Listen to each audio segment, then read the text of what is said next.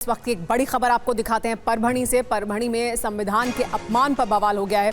प्रदर्शनकारियों ने यहां पर आगजनी की है और तोड़फोड़ की है। पुलिस को छोड़ने पड़े हैं आंसू गैस के गोले भीड़ पर काबू पाने के लिए। ये तस्वीरें आप जो देख रहे हैं ये परभणी की हैं, जहां पर प्रदर्शनकारियों ने आग लगा दी है गाड़ियों में। संविधान के अपमान पर यहां पर हुआ है बवाल, जिसकी वजह से पुलिस को आंसू गैस का भी इस्तेमाल करना पड़ा।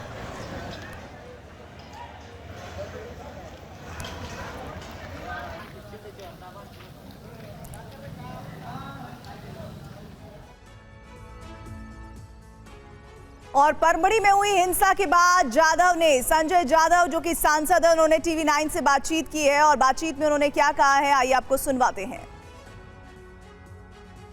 कल दोपहर के बाद में एक माथे फिरों ने डॉक्टर बाबा साहब अम्बेडकर के पुतले के पास में जो संविधान है उसको फाड़ा है। उसके बाद में जो लोगों में असंतोष निर्माण हुआ और उसके बाद में उस आदमी को मारपीट भी हुई बहुत बड़े पैमाने पे, उसके कुछ खतराव भी हो गया। उसके बाद में बहुत देर तक ये रात भर चलता रहा।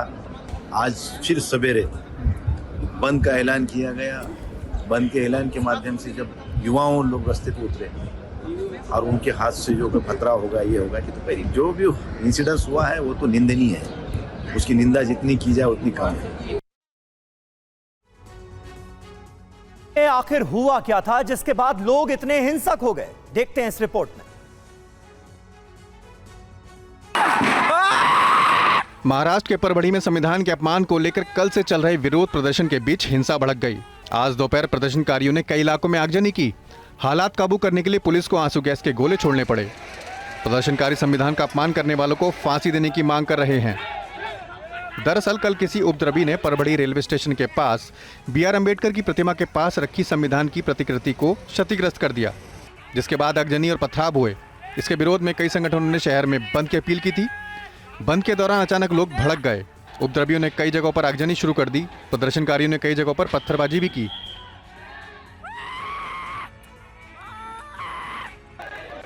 बहुजन विकास अघाड़ी के नेता प्रकाश आंबेडकर ने 24 घंटे के अंदर बाबा साहेब अम्बेडकर की प्रतिमा क्षतिग्रस्त करने वाले की गिरफ्तारी की मांग की है। उन्होंने लोगों से शांति बनाए रखने की अपील भी की है।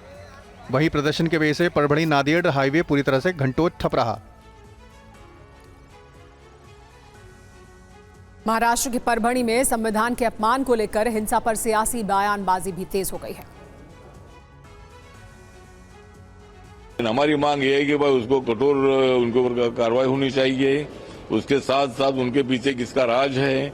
हमारी देवेंद्र फडणवीस जी की सरकार आने के बाद कोई लोग जानबूझकर वातावरण बिगाड़ रहे हैं क्या, इसकी भी जांच करने की आवश्यकता है और इसीलिए इसकी पूरी जांच हो। आज माननीय मुख्यमंत्री देवेंद्र फडणवीस जी दिल्ली आने वाले हैं और मैं उनको मिलने वाला भी हूँ और उनके साथ भी इस विषय पर मैं चर्चा करने वाला हूँ। तो परभणी की घटना का मैं तीव्र धिक्कार करता हूँ, निषेध करता हूँ और इस पीछे जो भी जिम्मेदार लोग हैं उनको अरेस्ट करने की आवश्यकता है।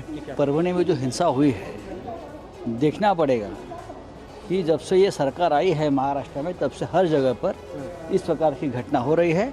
लोगों ने शांतता रखनी चाहिए और हम सब महाराष्ट्र के लोग डॉक्टर आंबेडकर के साथ, उनके विचारों के साथ रहे हैं, सबको मालूम है। और राज्यसभा में आज भी अविश्वास प्रस्ताव को लेकर जमकर बवाल हुआ है और हंगामे के चलते आज भी संसद में कामकाज ठप रहा। संसद के शीतकालीन सत्र के 12वें दिन भी काम ठप रहा। एक तरफ विपक्षी सांसद अडानी मुद्दे पर बहस को लेकर अड़े रहे, वहीं सत्ता पक्ष के नेता जॉर्ज सोरेस के मुद्दे पर कांग्रेस से जवाब मांगते रहे। इस सब के बीच विपक्ष ने राज्यसभा के सभापति जगदीप धनखड़ के खिलाफ अविश्वास प्रस्ताव लाकर राजनीतिक सरगर्मियां बढ़ा दी। सभापति के अविश्वास प्रस्ताव पर सदन में जबरदस्त हंगामा हुआ। राज्यसभा की कार्यवाही पहले 12 बजे तक स्थगित की गई। दोबारा जब सदन की कार्यवाही शुरू हुई, सदस्यों के बीच तीखी नोकझोंक शुरू हो गई। भारी हंगामे को देखते हुए राज्यसभा की कार्यवाही कल तक के लिए स्थगित कर दी गई है। कांग्रेस ने कहा है कि मजबूर होकर वो सभापति के खिलाफ यह अविश्वास प्रस्ताव लाए हैं। मजबूर होकर लोकतंत्र के बचाने के लिए हमने ये अविश्वास प्रस्ताव कल पेश किया। पहली बार 72 साल में ये प्रस्ताव हमें देना पड़ा और आज संसदीय कार्य मंत्री कहते हैं किसानों का अपमान है। अरे कैसे किसानों का अपमान है? आप नेता प्रतिपक्ष को बोलने नहीं दे रहे हैं। वो दलित का अपमान नहीं है, वो भी दलित का अपमान है।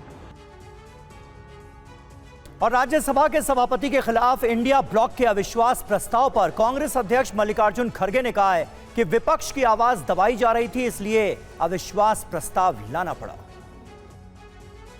पिछले 3 वर्षों में उनका आचरण उनके पद की गरिमा के विपरीत रहा है।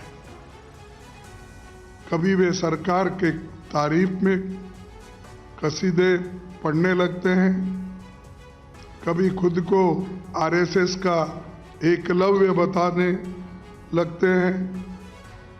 इस तरह की बयानबाजी उनके पद को शोभा नहीं देती। सभापति जी सदन के अंदर प्रतिपक्ष के नेताओं को अपने विरोधियों की तरह देखते हैं। सीनियर जूनियर कोई भी हो, दोनों सदनों के विपक्षी नेताओं पर आपत्तिजनक टिप्पणियां कर उन्हें अपमानित भी करते हैं। सभापति जी हेडमास्टर की तरह स्कूलिंग करते हैं। संसद में लगातार हंगामे पर क्या कह रहे हैं राहुल गांधी? किरण रिजिजू ने कांग्रेस पर क्या आरोप लगाया है, आइए सुनते हैं। उल्टे सीधे एक्यूजेशन लगाते रहते हैं, मगर हमने डिसीजन लिया है कि ये जो भी प्रोवोकेशन करें इनको हम करने देंगे, बट हम हाउस को रन कराएंगे। और 13 तारीख को कमिटमेंट था कि कॉन्स्टिट्यूशन पे डिबेट होगा। हम चाहते हैं कि वो डिबेट हो और हम हाउस को रन करने देंगे। डिस्कशन नहीं चाहते हैं। वो अडानी से डिस्ट्रैक्ट कराना चाहते हैं और डिस्ट्रैक्शंस करते रहते हैं। आप जानते हो, मैं भी जानता हूं, एंड में हम छोड़ेंगे नहीं। इस तरह का नोटिस देने का नाटक करेंगे, हम लोग इसको कामयाब होने नहीं देंगे और पूरे कांग्रेस पार्टी माफी मांगना चाहिए। सोरोस और कांग्रेस नेतृत्व के बीच में क्या रिश्ता है, वो रिश्ता जो है सदन के सामने में आप लोग बताइए और देश के सामने में माफी मांगना चाहिए। मैं सर ये कांग्रेस पार्टी और उसके साथियों का जो हरकत है उसका मैं खंडन करता हूं सर। तो संसद में संग्राम का सिलसिला, राज्यसभा में सोरोस और सभापति के अविश्वास प्रस्ताव पर जोरदार हंगामे के साथ आगे बढ़ा। केंद्रीय मंत्री जेपी नड्डा ने फिर सवाल पूछा कि कांग्रेस और सोरोस के बीच क्या ताल्लुक है। कांग्रेस ने क्या जवाब दिया, ये सुनिए। सोरोस और सोनिया गांधी, श्रीमती सोनिया गांधी जी का क्या संबंध है? मुद्दे को भटकाने के लिए इन्होंने कुत्सित प्रयास किया कि इन्होंने चेयर पर आक्षेप लगा करके अविश्वास प्रस्ताव लाने का प्रयास किया। ये मुद्दे को भटकाने का कुत्सित प्रयास है। आंतरिक और बाह्य सुरक्षा पर जो खतरा है और जिसमें कांग्रेस पार्टी का योगदान है, ये टूल बन करके, औजार बन करके उनका साथ दे रहे हैं, इस पर चर्चा होनी चाहिए। इधर बैठे लोग, सभी लोग संविधान के प्रति निष्ठा रखते हैं। ये अम्बेडकर का संविधान बदलना चाहते हैं, ये संविधान के हत्यारे हैं, हम वापस करना चाहते हैं। संविधान के हत्यारे हैं।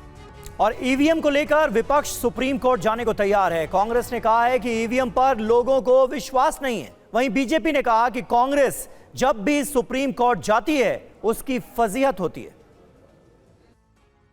भाई ईवीएम पे लोगों का विश्वास नहीं, भरोसा नहीं है और चुनाव आयोग इसमें दखल नहीं ले रहे हैं और इसलिए ये आवाज माननीय सुप्रीम कोर्ट तक हम पहुंचाएंगे। सुप्रीम कोर्ट से हम जजमेंट लेंगे क्योंकि ये जनभावना है और जनभावनाओं को आदर करना, उनका सम्मान करना हमारा काम है और हम करेंगे। कांग्रेस पार्टी ने तय किया है और कुछ घटक दलों ने ये तय किया है, खास करके हरियाणा और महाराष्ट्र के चुनावी नतीजों के बाद, कि विधानसभा के इन चुनावी नतीजों को लेकर इलेक्शन कमीशन को और ईवीएम की प्रणाली को वो सुप्रीम कोर्ट में घसीटेंगे।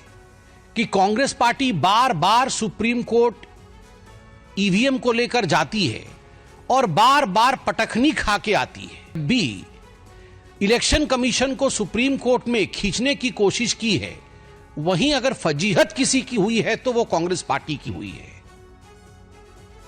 वोटर लिस्ट से नाम काटे जाने की शिकायत लेकर आज दिल्ली के पूर्व सीएम अरविंद केजरीवाल ने सीईसी से मुलाकात की। केजरीवाल ने आयोग को 3000 पन्नों का दस्तावेज भी दिया। मुलाकात के बाद केजरीवाल ने क्या कहा, सुनिए। सभी पार्टियों के रिप्रेजेंटेटिव्स के साथ फील्ड इंक्वायरी होगी और उस फील्ड इंक्वायरी के बाद ही किसी का नाम काटा जाएगा। ये बहुत बड़ा आज एश्योरेंस है चुनाव आयोग का। अगर ऐसा होता है तो हमें लगता है कि गलत डिलीशन सारे बंद हो जाएंगे। एक और बात कही गई कि अगर कोई एक आदमी 5 से ज़्यादा डिलीशन के लिए अप्लाई करता है तो उस मामले में एसडीएम को खुद फील्ड इंक्वायरी के लिए जाना पड़ेगा और उस फील्ड इंक्वायरी में बाकी पार्टियों के लोग भी साथ जाएंगे। हमने जब इंसिस्ट किया तो चुनाव आयोग ने भरोसा दिलाया है कि जिन लोगों ने फर्जी डिलीशन के लिए अप्लाई किया है उनके ऊपर एफआईआर करने के ऊपर चुनाव आयोग विचार करेगा। तो मुझे लगता है कि काफ़ी सकारात्मक मीटिंग रही चुनाव आयोग की।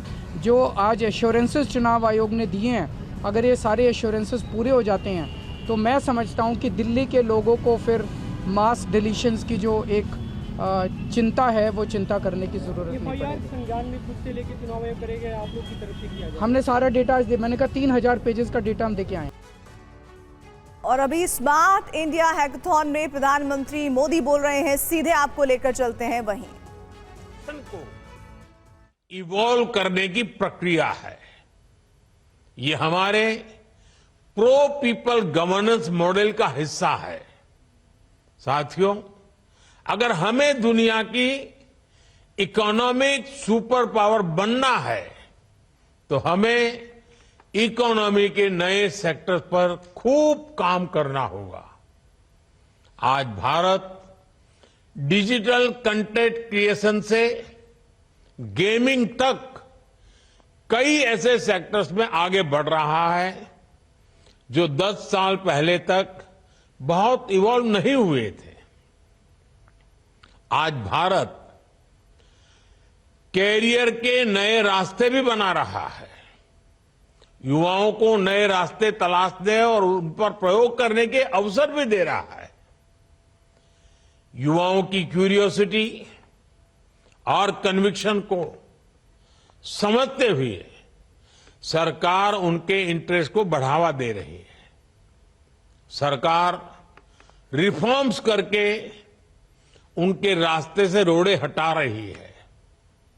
अभी कुछ समय पहले ही पहले नेशनल क्रिएटर्स अवार्ड का आयोजन किया था। इसका उद्देश्य कंटेंट क्रिएटर्स की मेहनत और क्रिएटिविटी को रिकॉग्नाइज करने का था। 2014 में सत्ता में आने के बाद से मोदी सरकार ने नॉर्थ ईस्ट पर खासा ध्यान दिया है। उत्तर पूर्व के राज्यों के चौतरफा विकास के लिए 10 साल में 5 लाख करोड़ का निवेश किया गया है। यह खास रिपोर्ट देखिए। 10 साल में देश के उत्तर पूर्वी राज्यों की तस्वीर में ऐतिहासिक बदलाव आया है। शिपिंग मंत्री सर्बानंद सोनोवाल ने बताया कि 2014 के बाद से उत्तरी पूर्वी राज्यों में इंफ्रास्ट्रक्चर, शिक्षा, यातायात, ऑर्गेनिक फार्मिंग जैसे क्षेत्रों में जबरदस्त प्रगति की है। सर्बानंद सोनोवाल के मुताबिक 10 साल में उत्तर पूर्वी राज्यों के लिए बजट आवंटन में 300 गुना वृद्धि हुई है। 2014 में जहां बजट में 36,108 करोड़ का आवंटन किया गया, वहीं 2023-24 में ये 94,680 करोड़ पहुंच गया। 2014 से 24 के बीच नेशनल हाईवे का 28% विस्तार हुआ। इस दौरान नेशनल हाईवे की संख्या 2014 में 80 से बढ़कर 2023 में 103 हो गई। अब तक करीब 4016 किलोमीटर सड़कों का निर्माण किया गया है। उत्तर पूर्वी राज्यों के लिए रेल बजट में 370% की बढ़ोतरी हुई है। ब्रॉड गेज लाइन का 100% विद्युतीकरण हो चुका है। उत्तर पूर्वी राज्यों में अब 17 एयरपोर्ट ऑपरेशनल है। 10 राज्यों में उत्तर पूर्वी राज्यों की यूनिवर्सिटी की संख्या करीब 39% बढ़ी है। 1.55 लाख हेक्टेयर भूमि पर जैविक खेती की जा रही है। नॉर्थ ईस्ट को पहली वंदे भारत ट्रेन की सौगात भी मिल चुकी है।